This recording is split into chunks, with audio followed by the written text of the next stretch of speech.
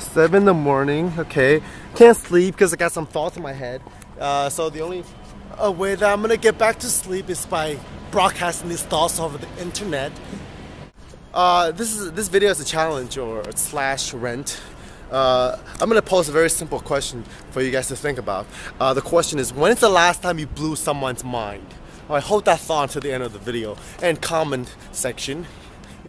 Anyway, so I'm posing this question for you because I was talking to a friend of mine, and I was complaining to him about how a lot of my ex-girlfriends or my current girlfriend, just people around me, they like to say that I'm feminine. Like people that really know me, they're like, "Oh, Frank, you're so emo, you're so sensitive." And then I was like, "Yeah," and he was like, "No, I think your energy is very masculine."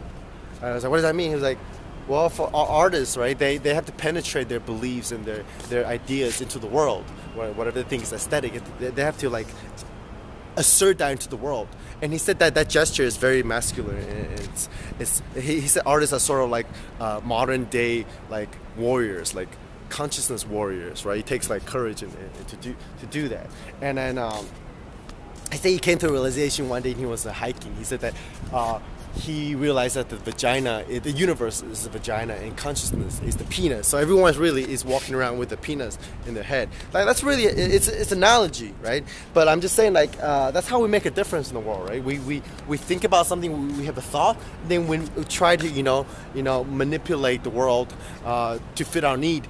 But first, you have to have a thought that goes out like that. That goes forward. A new thought has to come, right?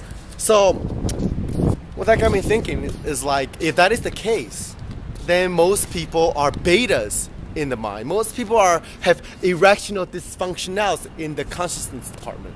They walk around with a flaccid mind. They never really push their thoughts forward. They never really penetrate anybody's minds or the world, right?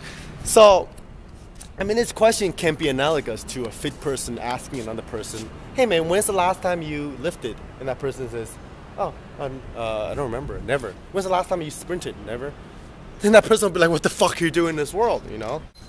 If that's what we are as human beings, it's just our consciousness. That's why we're quote unquote superior. I'm not gonna argue about that. That's another video. But you know what made us human is our minds. And if you walk around with a placid, unerected mind, and what the fuck are you doing, man? I mean, I'm not even talking about like a real mind-blowing experience where you change someone's perspective about life completely. Like you change someone from atheist to like a Christian or vice versa. I'm not even talking about that.